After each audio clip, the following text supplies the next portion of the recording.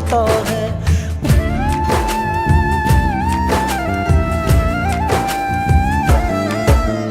पता नहीं था प्यार में इतना मीठा दर्द